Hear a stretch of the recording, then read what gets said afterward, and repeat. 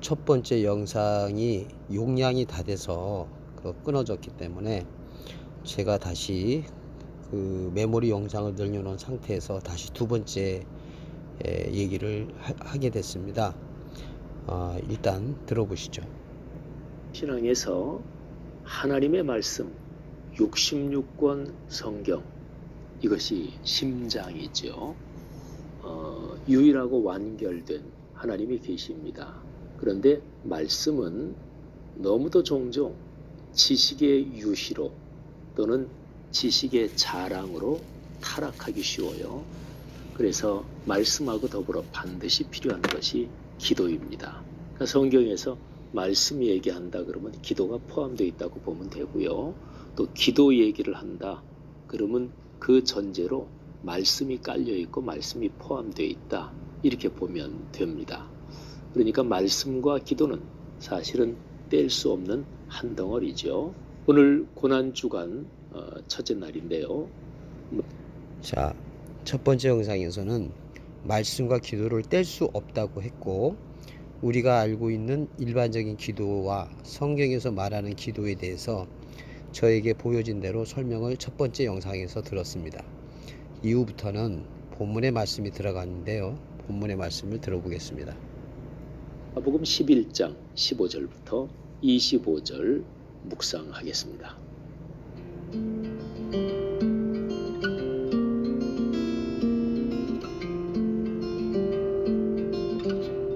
마가복음 11장 15절에서 25절 말씀입니다. 잘 생각하시면서 들어주십시오. 그들이 예루살렘에 들어가니라. 예수께서 성전에 들어가사 성전 안에서 매매하는 자들을 내쫓으시며 돈 바꾸는 자들의 상과 비둘기 파는 자들의 의자를 둘러 엎으시며 아무나 물건을 가지고 성전 안으로 지나다님을 허락하지 아니하시고 이에 가르쳐 이르시되 기록된 바 내 집은 만민이 기도하는 집이라 칭함을 받으리라고 하지 아니하였느냐. 너희는 강도의 소굴을 만들었도다 하시매 대제사장들과 서기관들이 듣고 예수를 어떻게 죽일까 하고 꾀하니 이는 무리가 다 그의 교훈을 놀랍게 여김으로 그를 두려워함일러라. 그리고 날이 저물매 그들이 성 밖으로 나가더라. 그들이 아침에 지나갈 때에 무화과 나무가 뿌리째 마른 것을 보고 베드로가 생각이 나서 여짜오되 라삐어 보소서 저주하신 무화과 나무가 말랐나이다. 예수께서 그들에게 대답하여 이르시되 하나님을 믿으라.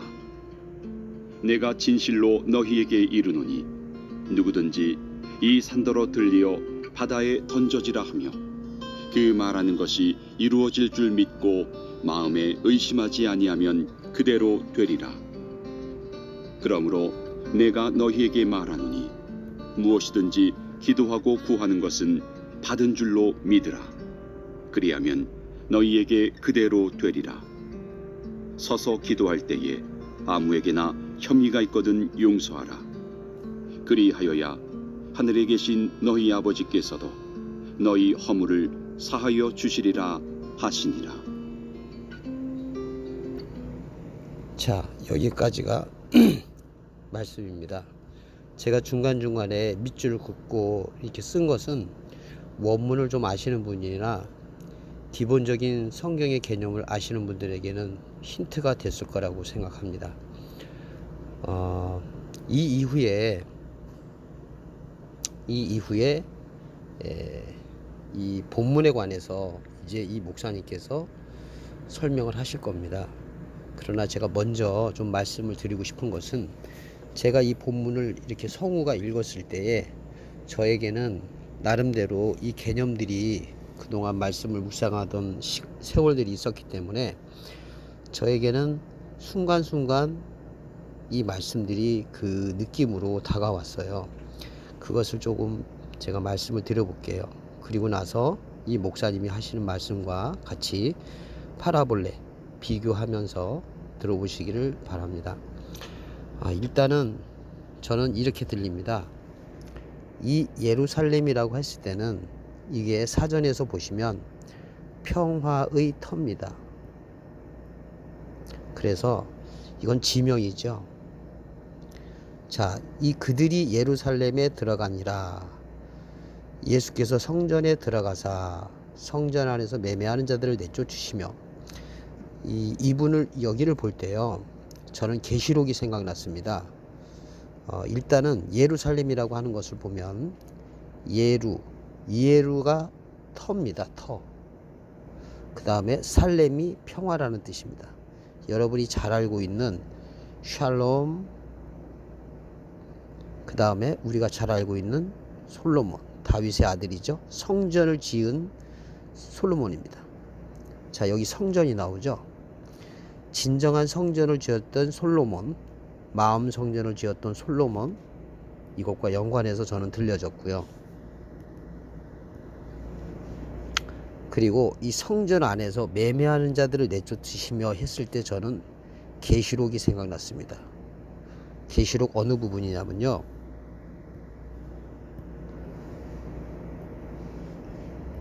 자, 제가 성전으로 찾아보고요, 성전이 나오는 거 검색해서 맨 끝에 계시록 부분을 클릭해서 봅니다. 자, 쭉 보시면 마지막 부분 있죠. 여기 요한계시록 21장 22절 본문으로 들어가 보겠습니다. 자, 아까 주님께서 여기 보면 예루살렘 성전에 들어가서 이렇게 돼 있죠.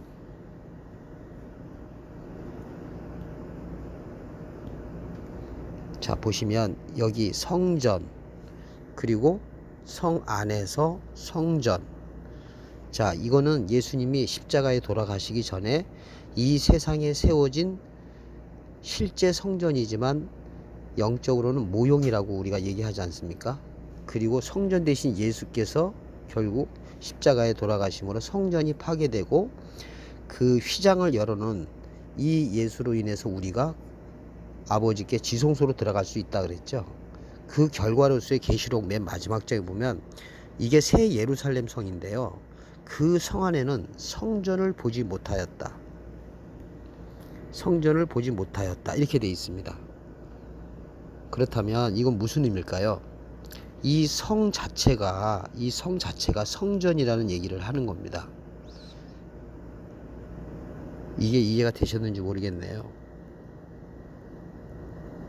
자, 그런데 여기에는 성전 안에서 매매하고 돈 바꾸고 상과 비둘기, 성령은 비둘기잖아요.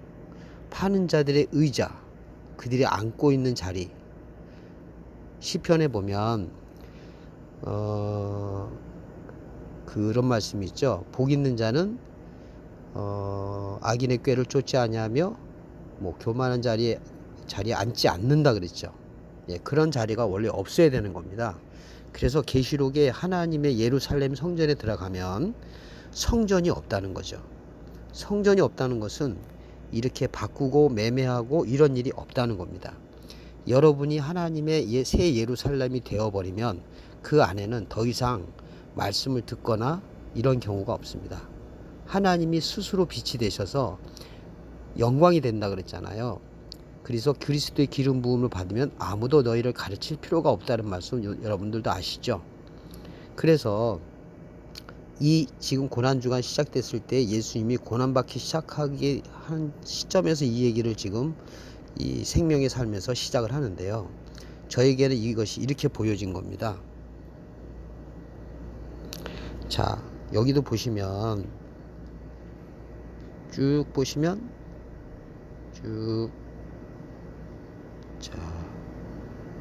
자, 여기 보시죠. 성령으로 나를 데리고 크고 높은 산을 올라가 하나님께로부터 하늘에서 내려오는 거룩한 성 예루살렘을 보이니. 여기도 지금 예루살렘이죠.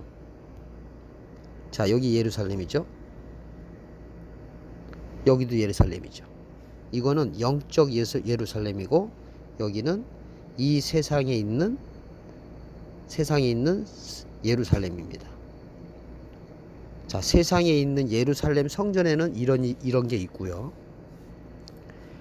거룩히 내려온 거룩한 성 예루살렘에는 이런 게 없는 겁니다. 다시요. 자, 여기서 예루살렘을 보이니 하고 쭉 내려가셨죠. 그리고 제가 아까 말씀드린 쭉 보시죠. 여기에 성 안에는 내가 성전을 보지 못하였다. 그러니까 이 보이는 예루살렘, 옛날의 예루살렘 성전은 보이는 거지만, 보이는 성전에는 이런 게 있는 거고, 하나님께서 있는 예루살렘에는 그 성전이 없는 것입니다. 그 성은 해나 달에, 이 성이 여러분이 성이 돼야 되는 거죠. 히브리어에 헤라고 하는, 헤트라고 하는 글자가 있는데 그건 울타리라고 얘기합니다. 그래서 울타리를 가지고 있는 것은 성이죠. 그래서 이 하나님의 성이라는 것은 계시록에서 그걸 성으로 관점으로 본다면 해나 달이나 해 달은 여러분들에게 하나님 말씀을 받아서 전하는 자들입니다. 이 해나 달의 비침이 쓸데없으니 이는 하나님의 영광이 비치고 어린 양이 그 등불이 되심이라. 이걸 보니까 또 시편도 생각납니다. 주의 말씀은 내 길에 비치고 내 발의 등이다. 이런 말씀이 생각나죠. 여러분들이 과정으로서 지금 우리가 교회도 다니고 목사님 설교도 듣지만 성령이 오시게 되면 여러분들은 더 이상 다른 분의 말씀을 듣지 않고, 또 들어도 같은 형제로서 그 말씀이 하나님의 말씀인지 아닌지를 구별할 수 있게 된다는 얘기를 하는 것으로 저는 느껴졌습니다. 여러분들이 그렇게 되시기를 바라는 마음이 너무나 간절합니다. 그러나 그것이 하루아침에 되는 것이 아니고 간구하고 갈등하고 고민하고 그러한 여정이 있었다는 사실을 여러분께 말씀을 드립니다. 지금 힘드시지만 그 길을 가면서 안 보이신다고 하는 분들, 저도 그런 때가 있었으니까요. 지금의 제가 이렇게 보이는 것으로 느껴지는 제가 있다면 여러분들도 그렇게 된다는 것이 분명하지 않습니까? 그리고 성경에 이런 분들이 있다는 것을 증명이 됐기 때문에 여러분들이 그렇게 될 때까지 하나님께서 보호하시고 하실 겁니다. 여러분들이 그 마음 놓지 마시고 힘들더라도 그것을 견뎌내시고 이 말씀을 이렇게 공부하는 것이 그 약속의 말씀을 붙잡을 수 있는 힘이 되는 것이고요. 그로 인해서 갈등하고 있어서 내 스스로가 고통스러운 게 성경이 말하는 고난입니다. 그리고 여러분들이 이 길을 가면서 이 길을 가는 여러분들에게 핍박하고 있고 힘들게 하는 사람들이 다른 사람도 아니고요. 이 말씀을 안다고 하시는 분들이 그렇습니다. 그래서 원수는 내 집안의 형제라는 말이 있고, 실제적으로 하나님을 믿지 않는 가족들도 그렇게 살다가는 힘들다, 이런 일도 벌어지는 것이죠. 이런 고난이 올 때 여러분이 힘들지만 성경의 말씀을 보면 너희가 고난을 받는 것은 너희를 미워해서가 아니고 그들이 나를 믿지 않기 때문이다라고 주님이 말씀하셨으니까, 여러분들이 하나님의 눈에 포착이 됐고 하나님이 의롭다고 여길 그 대상이라는 사실에 대해서 여러분들이 위로가 되셨으면 해요. 그래도 실제로 살아가면서 힘이 들기 때문에 여러분이 힘들 거라는 것은 너무나 잘 알고 있기 때문에 제가 도울 수 있는 방법은 이렇게 말씀으로 들려드리는 것밖에는 할 게 없어서 너무 저도 가슴이 좀 아프지만 인내하시고 때가 되시면 기쁨으로 단을 얻게 될 거라고 생각이 듭니다. 그리고 다시 본문으로 들어갈게요. 자, 다시 15절부터 볼게요. 이렇게 돼서, 자, 여기 아무 물건을 가지고 성전 안으로 지나다님을 허락치 아니하시고, 자, 이 예수님께서는 이런 여러 가지 이런 얘기들을 말씀하시는 이유는 진짜 성전에는, 예루살렘 성전에는 이런 일이 없어져야 된다는 얘기를 하는 겁니다. 하지 말라고 돼 있지만 이렇게 지금 오늘날의 교회가 하고 있죠. 그거를 과정으로서 여러분들이 이해하시면 됩니다. 이 과정을 통해서 없어져야 되는 일이 와야 한다는 것을 예수께서 말씀하시고요. 우리가 이렇게 할 수 없다라는 사실을 너무나 잘 알고 계시기 때문에 이거를 하라고 말씀하신 분이 하나님이었기 때문에, 하나님이 말씀 육신이 돼서 이 땅에 오셨기 때문에 그 원인자인 예수께서 오해하고 있는 이 이스라엘 백성들, 하나님의 말씀을 그렇게 지키는 자, 깨닫지 못하고 깨닫게 하기 위한 법으로 주신 것을 깨닫지 못하는 자들에게 스스로 그 원인자이시기 때문에 이분께서 십자가에 달리시는 겁니다. 그래서 그걸 부활함으로 인해서 이런 일이 사라지게 돼서 우리 마음속에서 이것이 성령으로 해석되고, 그래서 그로 인해서 그 자유함을 맛보게 하는 과정으로서의 얘기를 하시는 거니까요. 이것이 나쁜 것은 아닙니다. 과정이니까 이해를 하시고, 이렇게 아무 물건이나 가지고, 이게 구약으로 얘기하면 눈먼 거, 저는 거, 이런 거를 가지고 왔다는 의미를 가지고 있는 거죠. 성전 안에는 거룩하지 않은 것은 들어올 수 없다는 얘기를 하고 계신 겁니다. 자, 여기 보시면 이에 가르쳐 이르시되 기록된 바 내 집은 만민이 기도하는 집이다, 이렇게 돼 있죠. 여기서도 보시면 가르쳐 이르시되 요 부분 있죠. 그때 우리 기도라고 하는 것을 히브리어에서 팔랄이라고 했지 않습니까? 팔랄. 그래서 페 라메드 말하다, 가르치다. 그래서 가르쳐 이르시되, 말씀으로 가르치고 가르치도 두 번 가르치시죠. 이렇게 이에 가르쳐 말씀하시되, 주님이 입을 열어서 얘기하잖아요. 그죠? 이게 기도입니다. 그러면 주님이 살아계셨을 때는 그의 말씀을 듣는 게 기도하는 것이죠.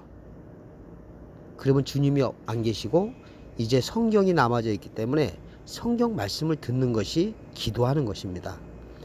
마음으로는 이렇게 되기를 원하는 마음을 가지시면서 성경을 보고 그것을 가만히 있는 것이 여러분들이 기도하는 것입니다.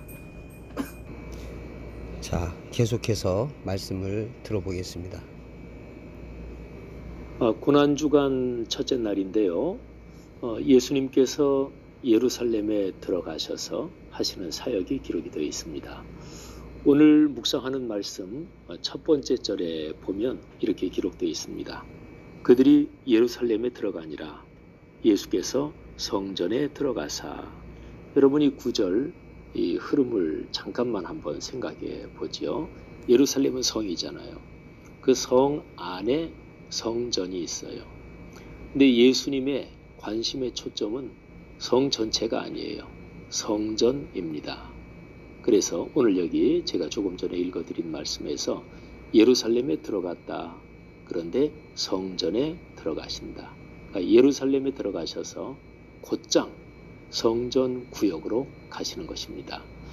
예루살렘 성 전체는 이제 비유해 보건대 우리 그리스도인과 교회가 사는 이 사회 전체, 오늘의 세계 전체를 말합니다. 그리고 성전은 바로 교회 공동체와 그리스도인을 말합니다. 예수님께서 이 세상 전체에 대해서 전혀 관심이 없으셨을까요? 아닙니다. 당연히 관심이 있으시죠. 요한복음 3장 16절 저 유명한 구절에 보세요. 하나님이 세상을 이처럼 사랑하사. 삼위일체 하나님께서는 당신이 창조하신 이 세계 전체, 세상 전체, 사람을 중심으로 모든 피조물까지 포함해서 당신이 창조하신 피조세계 전체를 사랑하시고 구원하시기를 원하셨습니다. 그것 때문에 예수 그리스도가 오신 것이지요.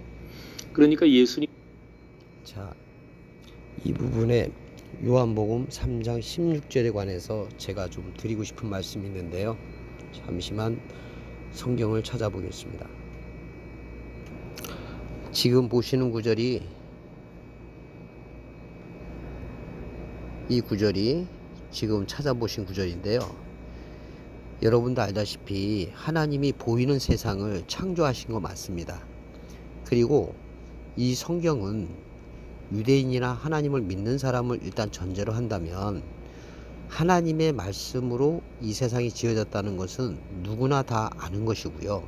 하나님을 믿지 않는 사람이라도 자신이 스스로 이 세상을 창조하지 않았다면 어떤 원리라든지 보이지 않는 무엇이 이 세상을 만들었다는 것은 너무나 자명한 사실입니다.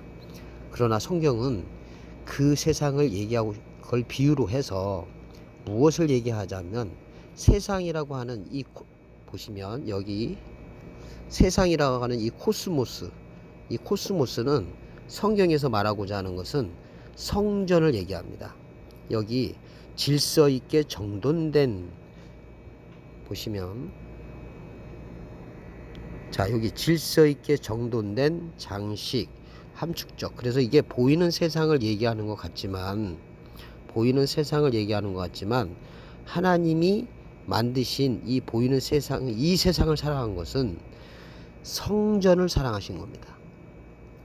근데 이 성전도 하늘의 성전이지만 이것을 우리 인간이 볼 수 없기 때문에 모세를 통해서 순서적으로 지으라고 하는 성막을 얘기하시는 거고요. 이게 솔로몬이 지었던 성전을 얘기하고요. 그 다음에 결국은 예수님이 참 성전이라고 하는 것을 얘기하는 것입니다.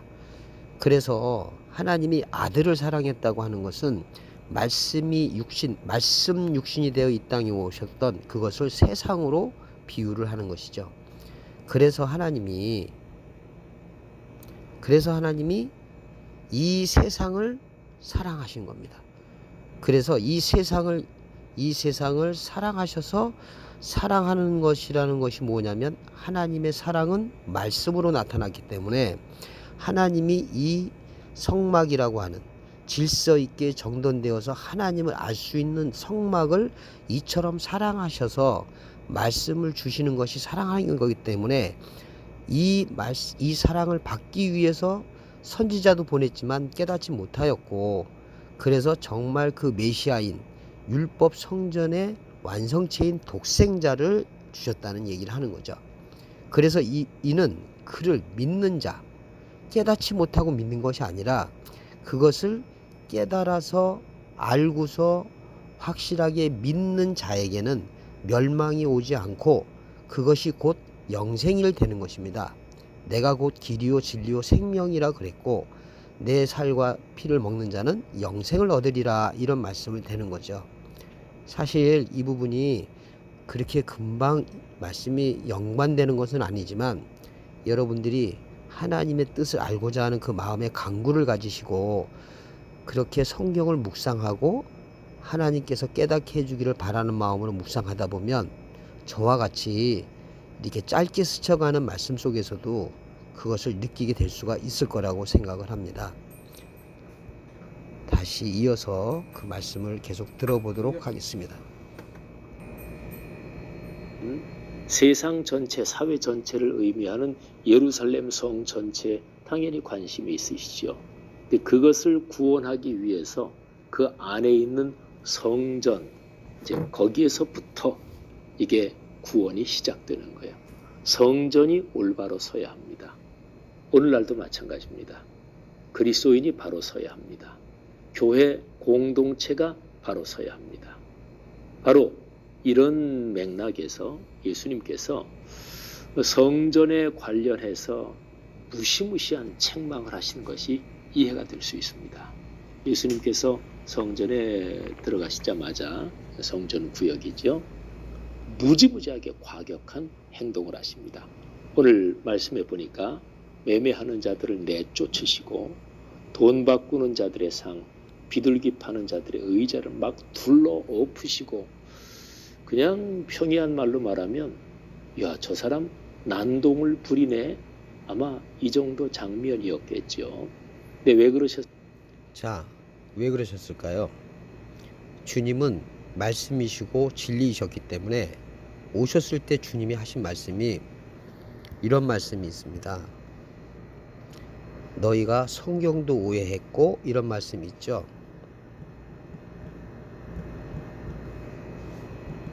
제가 성경 앤드 오해. 자, 여기 보시면 예수께서 대답하여 이르시되 너희가 성경도 하나님의 능력도 알지 못하는 거로 오해하였도다. 그렇게 했기 때문에 어떤 일이 벌어졌냐면 지금 이 예루살렘 성전에서 매매하는 자들과 성전 안에서 하는 사람들이 누굽니까? 죄송하지만 오늘 말씀을 전하는 분들, 그런 분들이 하나님 보시기에는 이렇다고 얘기하는 거로 보여집니다. 제가 직접적으로 이렇게 얘기하니까 불편하신 분들이 있을 겁니다. 왜냐하면 저도 교회에서 30년 동안 여러 일을 봉사했고 하나님 말씀을 전했고 가르쳤던 사람이었기 때문에, 저의 과거의 모습이기 때문에 너무나 이 부분에서 참 마음이 찔리고 아팠습니다. 그리고 그 당시에 이렇게 얘기하는 사람들을 미워했고, 그들이 지금 여기 보면 18장 대제사장과 서기관들, 대제사장은 하나님의 지성소에 들어가서 하나님 말씀을 듣는 사람들이고요, 서기관들은 그 얘기들을 기록하는 사람입니다. 제가 그 당시로 본다면 서기관일 수 있죠. 서기관이면서 믿음의 어린 자들을 가르쳤던 일을 했습니다. 근데 이렇게 틀렸다고 말하고 그걸 아니다라고 말하는 사람이 예수겠죠. 그 당시로 얘기하면. 그러면 어떻게 저것을 없애버릴까? 그 말씀이 아니라는 사실을 어떻게 하면 증명해서 없애버릴까 하는 것이 어떻게 죽일까 하고 꾀하는 것과 같을 겁니다. 근데도 불구하고요, 제가 이쪽 길로 넘어오게 된 게 그의 교훈이 놀랍게 여기게 되었기 때문에 저는 이쪽으로 넘어오게 되는 은혜를 받은 거죠. 넘어오지 않은 사람에게는 이런 상태가 되는 거고요. 그리고 이렇게 되는 사람들이 있었기 때문에 그들을 두려워하게 되는 거죠. 오늘날 신천지라든지 다른 이단들에 대한 마음도 이런 것과 별반 다르지 않을 겁니다.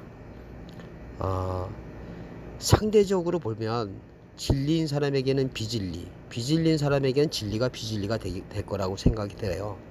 인생이란 이런 것에 대한 관점과 상대적 개념에서의 서로 오해와 반목을 시작해서 끊임없이 인생을 살아가는, 갈릴리라고 하는 뜻이 회전하는 건데요. 그렇게 다람쥐 쳇바퀴 돌듯이 나이를 먹고 살아가는 인생의 여정이, 그게 옥에 갇힌 자라고 저는 보여집니다. 계속 이어서 들어볼게요. 오늘 여기 말씀에 그 이유가 나옵니다. 17절 말씀에 예수께서 이렇게 말씀하세요. 내 집은 만민이 기도하는 집이라 칭함을 받으리라고 하지 아니하였느냐? 너희는 강도의 소굴을 만들었다. 만민이 기도하는 집, 그리고 강도의 소굴. 여러분, 얼마나 아주 극단적인 대조입니까? 교회 공동체가 강도의 소굴이 될 수 있을까요? 예수님 시대에 그랬네요. 2000년 기독교 역사에서 교회 공동체가 강도의 소굴이 됐던 적이 있었을까요? 있었어요. 그건 역사적으로 그런 경우가 많이 있습니다. 자, 근데 여러분 지금 신앙생활을 하고 계시고 건물교회 다니신 분들이시잖아요. 그러면 바깥에서 보기에는 교회가 거룩하고 하나님 말씀만을 나누고 많은 사람들을 돌보며 믿지 않는 자나 믿음이 어린 자들을 돕는 것으로 이해하고 있을 겁니다. 근데 여러분도 저와 같이 그 신앙생활을 하고 계셨고 또 하시는 분이라면 너무나 잘 알지 않습니까?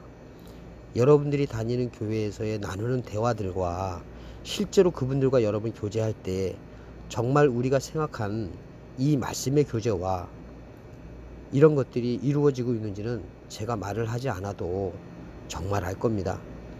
외부적으로 교회가 핍박을 당하고 이단들이 성행해서 교회 안에서 그런 일이 벌어졌다는 그 외부적인 거 말고요, 성경은 이 교회라는 것이 에클레시아라 그래서 목사님들께서도 각 개개인이 교회라고 합니다.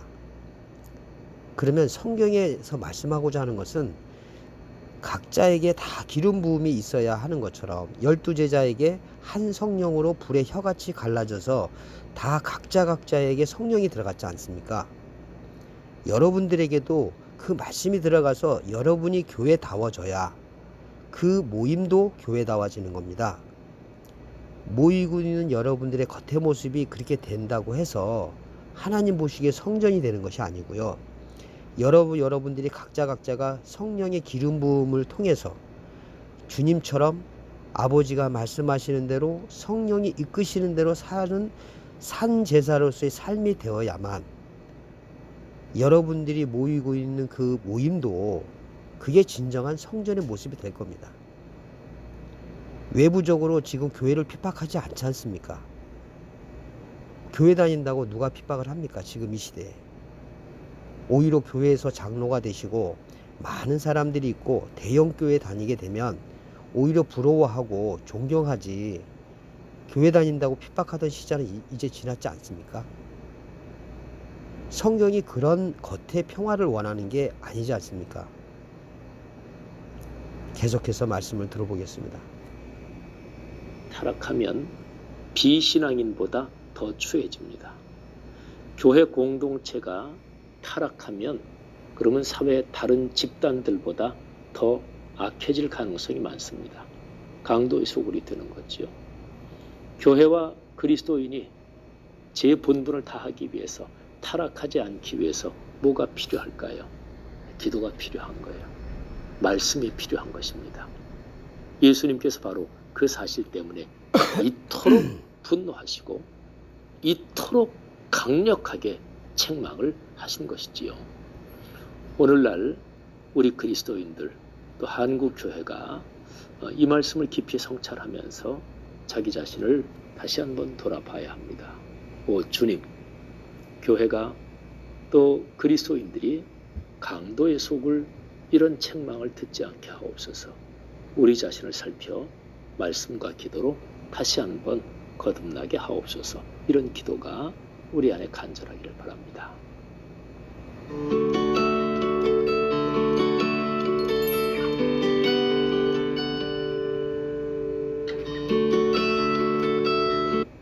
자, 그리고 그 다음에 무화과 나무가 나오는데요. 그 전에 여기 보시면 19절이 있죠. 그리고 날이 저물매 그들이 성 밖으로 나가더라. 자, 그들이 여기에 보시면 그들이 예루살렘에 들어가니라. 그리고 여기에서는 19절에 이제 나갔다. 자, 이거를 여러분이 알다시피 창세기로 보시면요, 저녁이 되고 아침이 되고 할 때에 저녁이라는 얘기가 날이 저물매라는 뜻입니다. 창세기에서 보시면 안식일을 지키기 위해서는 6째 날을 거쳐야 되는 얘기로 일단 나와 있지요. 자, 다음 단계로 넘어가는 얘기를 하고 계신 겁니다. 다시 정리하자면요, 그들이라는 그들은 계시록으로 얘기하면 그 안에 성전이 없어져야 되는, 성전 자체가 내가 돼야 되는, 이제는 바깥으로 무엇을 섬기고 무엇을 해야 되는 것이 없는, 말씀이 나와 하나가 된, 연합된 상태가 되는 것을 바라고 있는 얘기를 지금 15절에서부터 19절의 내용을 얘기해 주시는 거죠. 그래야 되는 예루살렘이 이 속을 들여다봤더니 이렇게 돼 있다는 얘기죠. 자, 그리고서 날이 저물매 성 밖으로 나갔다, 이렇게 되는 거죠. 이어지는 20절에도 귀중한 말씀들이 있습니다.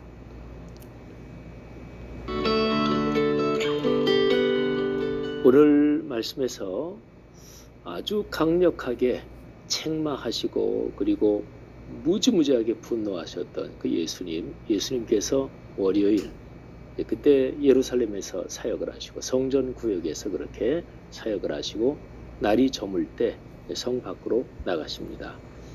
예수님이 베다니에서 묵으셨을 텐데, 그리고 나가셨다가 이제 그 다음날 아침이 돼서 다시 이제 예루살렘 성으로 들어가시는 거예요. 자, 여기서 중요한 얘기가 나왔습니다. 아까 19절에 날이 저물매, 자, 저물매, 옵세, 저녁쯤, 마지막, 그렇게 돼 있죠, 사전이. 뒤로, 그 이후에, 이 이후에 지금 아침이 지날 때, 그러면 이제 저녁이 되고 아침이 되면 다음 날로 넘어가는 과정이죠. 자, 프로이라는 아침. 자, 이거를 우리가 좀 다시 좀 어렵겠지만 히브리어 파자로 한번 들어가 볼게요. 저녁이 되고 아침이 된다는 히브리어의 단어는 어떠한지 찾아볼게요. 창세기 가보겠습니다. 창세기 1장. 자, 여기 보시면 여기에 저녁이 되고 아침이 되니 이는 첫째 날이다, 이렇게 돼 있죠. 여기에 보시면 자, 저녁. 자, 밑에가 변했죠. 다시요. 저녁. 그러면 에레브 이렇게 돼 있습니다. 자, 이게 에레브 저녁인데요. 자, 아인, 레시, 베트. 그래서 아인은 눈을 얘기하고요. 레시는 머리입니다. 그리고 베트는 집이고요. 그래서 눈은 진짜 우리 눈이기 때문에 눈에 보여지는 거로 눈에 보여지는 걸 얘기하고요. 머리는 그리스도의 머리로 바뀌어서 우리가 시작해야 된다는 얘기가 있습니다. 집은 성경에서의 집은 성전을 의미하기 때문에 보여지는 시작으로 시작된 성전, 이게 저녁입니다. 눈에 보여지는 성전으로 시작되면 어두워지는 겁니다.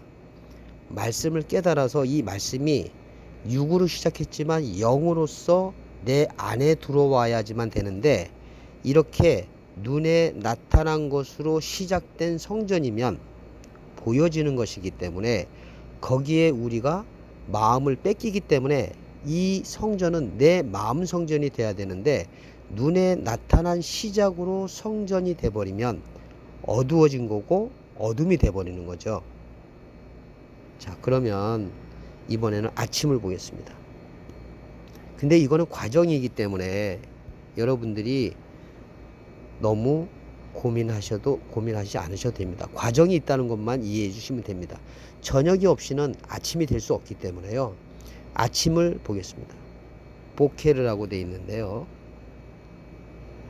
자, 이 보케르. 자, 이것도 베트, 코프, 레시. 그래서 집. 그 다음에 이거는 바늘귀. 레시는 아까 머리라 그랬죠. 자, 집은 아까 우리가 배웠듯이 성전을 의미하는 거고요.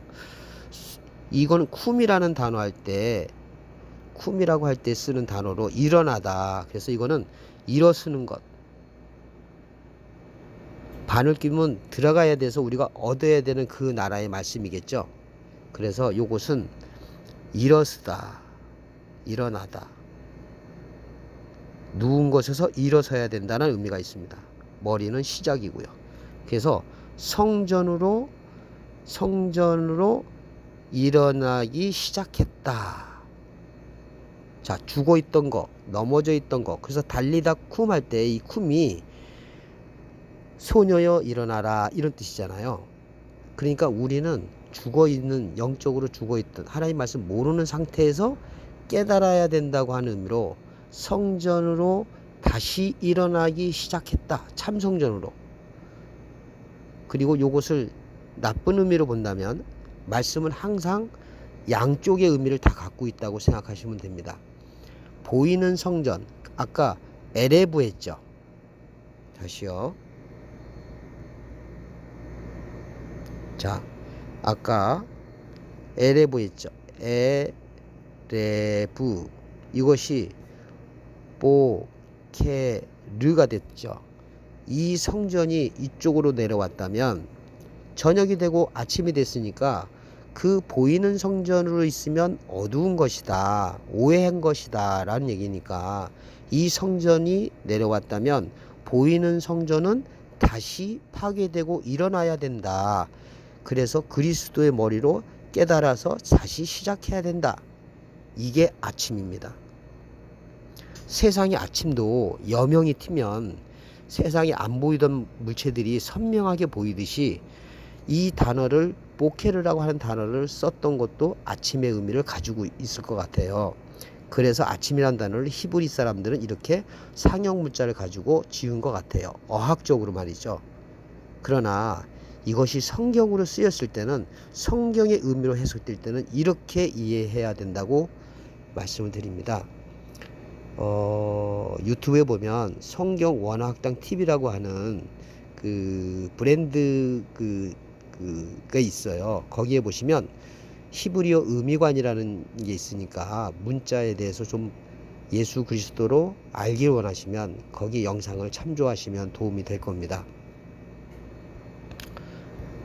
자, 이 부분이 좀 설명이 됐고요. 계속해서 이어서 들어보겠습니다. 이제 무화과 나무가 나오는데 이 무화과 나무에 대해서도 어떻게 설명하는지를 들어보겠습니다.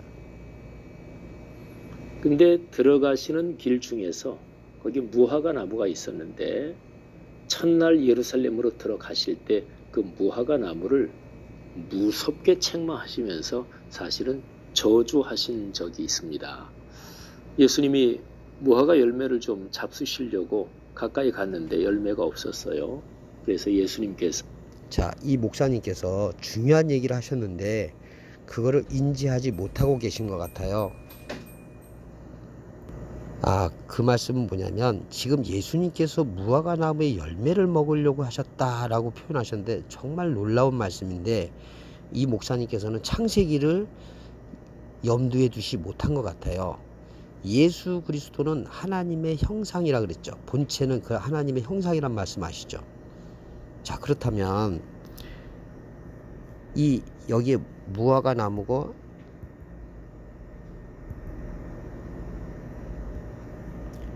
무화과 나무가 그 전에는 열매를 구했는데 없어서 저주를 했더니 이 결과로서 열매가 없어서 저주를 했어요. 그랬더니 결과적으로 이렇게 됐다는 얘기지 않습니까? 자, 아침이 지나갔는데도 불구하고 저녁이 되고 아침이 됐는데도 불구하고 이 무화과 나무가 열매가 없는 결과를 봤기 때문에 이런 심판을 받을 수밖에 없는 거죠. 그렇죠? 자, 근데 여러분 아시다시피 예수 그리스도는 요한복음에서는 먼저 말씀으로 계셨다 그랬죠. 이 말씀이 나중에 말씀 육신이 되어 오셨죠. 자, 그러면 창세기에서 보시면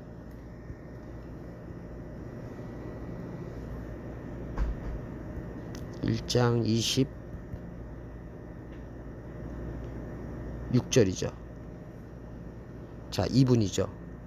하나님이 이르시되 우리의 형상을 따라 우리의 모양대로 사람을 만들고, 여러분들이 오해했던 게 이게 우리 사람이라고 생각하는데 저에게는 이것은 예수 그리스도를 상징하고 그분을 얘기한 겁니다. 창세기이기 때문에 그분이 이후에 예수라고 불려지지 것을 우리는 모르겠죠. 그리고 그분은 이사야 선지자에게 얘기하시를 임마누엘, 엘, 하나님, 임마누, 우리와 함께 계시는 하나님이라는 것으로 상태를 표현하신 거고, 신약에 오셔서는 그분이 메시아고 그분이 우리에게 그리스도라는 사실을 알려주기 위해서는 신약에서는 그렇게 쓰셨지만 창세기에서는 그 이름을 쓸 수가 없어서 이해할 수 없잖아요. 그래서 이렇게 내용으로 우리의 형상을 따라 우리의 모양대로 사람을 만들고 그들로 바다의 물고기와 하늘의 새와 다스리게 하시고, 그래서 주님이 왕같은 제사장이시잖아요. 하나님이 자기 형상 남자와 여자를 만드시고, 이 남자 여자 때문에 여러분들이 또 오해가 된 것 같은데, 아무튼 이분은 예수 그리스도를 의미하는 거기 때문에 여기 잘 보시면요, 이 사람이 먹는 거 있죠. 여섯째 날 사람이 먹는 게 뭐냐면 씨 가진, 요거는 캡처할게요. 씨 가진 열매 맺는 모든 나무, 이게 사람이 먹어야 될 사람의 음식입니다. 자, 이 사람이 하나님의 형상과 모양으로 창조되었다 그랬죠. 이분이 예수 그리스도시죠. 그럼 이분이 뭘 먹어야 됩니까? 씨 가진 열매를 맺는 나무를 먹어야 되지 않습니까? 이 나무가 이스라엘의 나무인 무화과 나무입니다. 이해가 되셨나 모르겠어요. 근데 이 무화과 나무가 열매가 없다고 하니 이거는 나무로서의 기능을 하지 못한 거죠. 이해하셨으리라 생각이 됩니다. 이어서 계속 들어볼게요. 앞으로는 사람이 내게서 영원히 열매를 먹지 못할 것이다. 그러니까 무화과 나무는 과실수니까 과실수의 존재의 의미는 과실을 맺는 거잖아요. 근데 과실을 맺지 못한다. 그러니까 과실수, 그 무화과 나무에게는 저주고 그리고 가장 무서운 책망이지요. 근데 그 이튿날 이제 예루살렘 성으로 제자들하고 이렇게 가는데 그 길가에 무화과 나무를 보니까 뿌리부터 말라버렸습니다.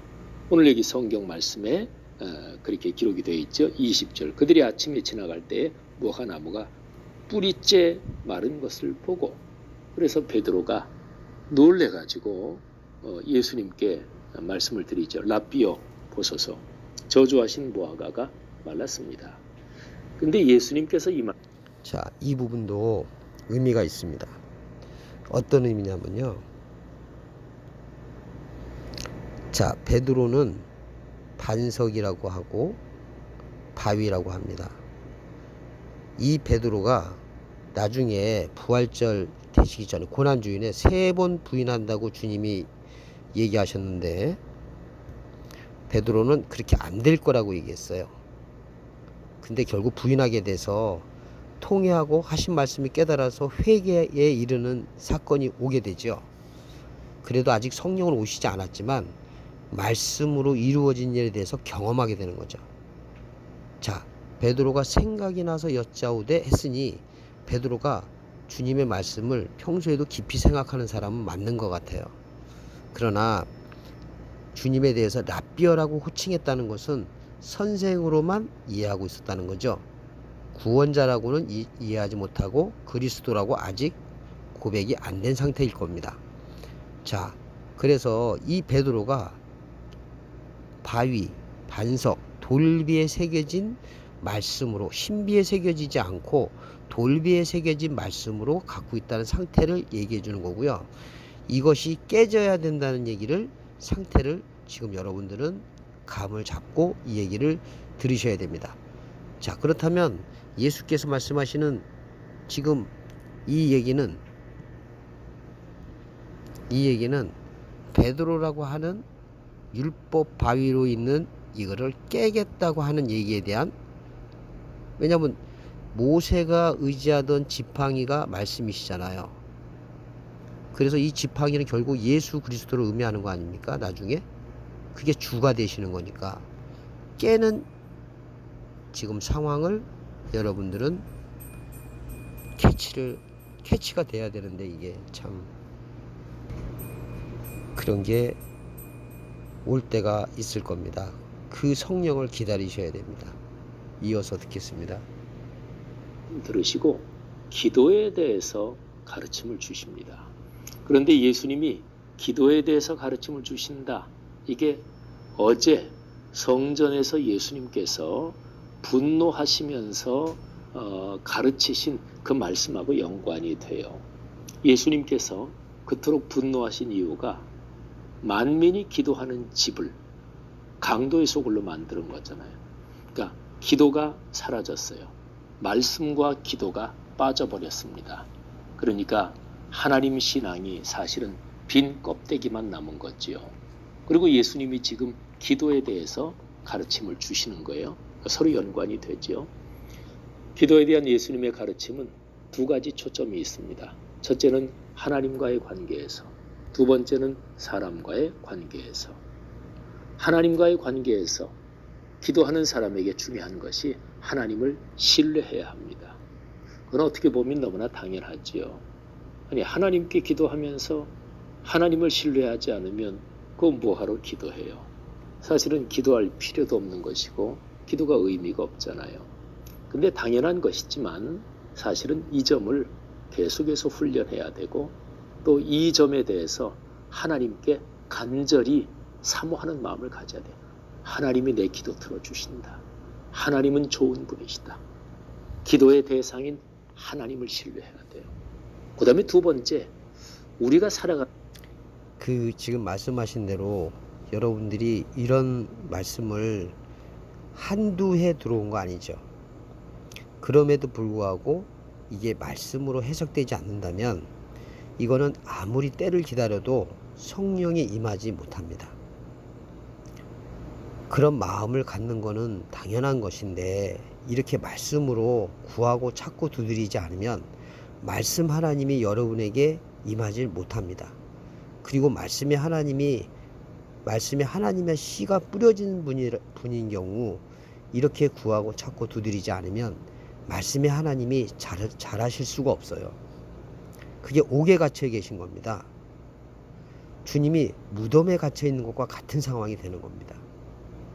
자, 여기에서 이 산더라고 하는 이 산도 지금 보시면 지금 이 산이라고 하는 것이 어떤 상태의 산입니까? 바다. 창세기에 보면 바다, 그 다음에 땅, 그 다음 산 이렇게 되지 않습니까? 자, 창세기에 보시면 하늘, 여기가 하늘이고요. 자, 하늘에 계신 아버지시고요. 진리에 계시는 아버지라는 얘기죠. 근데 물들이 모여서 바다를 이루었고 묻이 드러나서 그거를 땅이라 그랬잖아요. 그리고 이 땅에서 하늘과 가까이 솟아있는 산이 되고 이 산에서 말씀을 들어야 하늘과 맞닿은 산이 돼서 땅이 하늘과 되는 과정에 있잖아요. 그러면 이 산이 바다에 들어가면 안 되는 거죠. 왜냐하면 말씀의 상태가 이렇게 되어져야 되는데 지금 이걸로 얘기해 보면 이 산이 여기로 들어가면 거꾸로 되는 거잖아요. 그러니까 이 말씀은 산이 산답지 못하다는 거죠. 자, 이거를 이렇게 얘기를 해볼게요. 자, 이거를 산으로 비유하셨지만 하나님의 산, 산상수훈을 들을 수 없는 산이기 때문에 이거는 다시 바다, 율법 바다로 돌아가야 된다는 거예요. 이거를 물고기 비유로 이야기하면 더 쉽게 이해가 될 겁니다. 자, 물고기를 잡았을 때 좋은 물고기는 건져내고요. 나쁜 물고기는 다시 바다에 던진다는 얘기 있죠. 왜냐하면 과정 없이 들어오는 것은 양의 문을 넘어 들어오는 겁니다. 그 연단의 과정을 통해서 와야만 문을 통과해야지만 그분의 양이 되는 거죠. 좋은 물고기가 된다는 얘기겠죠. 그러니까 나쁜 물고기를 이 산으로 비유한 거예요. 그래서 바다에서 그거를 받아야 되는 겁니다. 자, 다시 얘기해 볼게요. 자, 갈릴리 해변에서 12제자들을 불렀죠. 이스라엘 중에서 불렀잖아요. 그리고 사도 바울도 율법의 완전한 자여서 예수를 만났죠. 다메섹에서. 베드로도 3번 부인을 통해서 주님을 회개하게 되잖아요. 이 과정들이 다 있었다는 겁니다. 자, 이해하셨으리라고 생각하고요. 더 많은 얘기를 드려야겠지만 일단 이해를 좀 해주시고 계속 들어보겠습니다. 삶의 환경에서 다른 사람과의 대인 관계에서 다른 사람을 용서하고 관용하고 포용해야 합니다. 그래야 하나님께서 그 기도하는 사람의 죄를 용서해 주시고 기도하는 사람을 받으신다는 거예요. 이런 중요한 일이죠. 기도는 하나님과의 관계만이 아닙니다. 사람이 살아가는 사람과의 관계, 어떻게 사느냐, 이것까지 기도에 포함되는 거예요. 그러니까 진실한 기도는 그저 종교적으로 신께 향하는 이게 아니고요. 진실한 기도는 일상과 인격 그리고 사회적인 관계가 포함이 되는 거죠. 오늘날의 한국 교회와 그리스도인이 이런 진실한 기도, 기도에 대한 이런 말씀의 가르침 가슴 깊이 품고 우리가 기도하며 가정, 사회생활의 모든 영역에서 그리스도인답게 살 수 있는 큰 복이 있기를 바랍니다. 오늘 하루 그렇게 사시기를 바랍니다.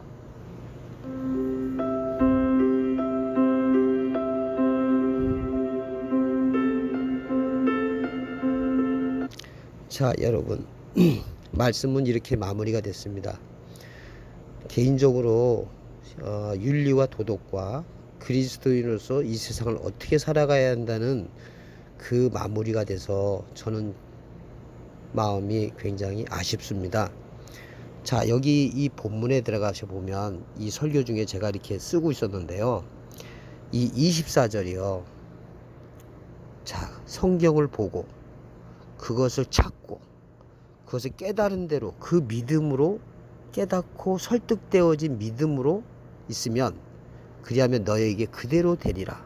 이 믿음의 수준은 차이가 있을 수 있지만 이렇게 성경을 보고 묵상하고 금을 찾듯이 은을 찾듯이 구하면 받은 것으로 믿어진다고 하나님이 하십니다. 그리고 너무나 작은 믿음이라고 생각되겠지만 나에게 깨닫게 된 그 믿음이 다른 사람에 비해서는 틀려 보이기도 하고 너무나 작은 믿음이지만 하나님께서는 그 믿음을 주셨기 때문에 그 믿음대로 하면 그 믿음에 따른 하나님으로서 여러분들에게 주시는 겁니다. 하나님의 진리는 높고 낮음이 있는 게 아니잖아요. 우리의 형제와 우리의 가족들 또 자녀가 계신 분들은 큰 애나 작은 애나 나이 차이가 있다 다 자식 아닙니까? 하나님의 자녀도 마찬가지인 겁니다. 자, 그래서 25절이 사실 결론인데 이 결론을 얘기하지 않으시고 끝냈기 때문에 저는 너무 아쉬워요.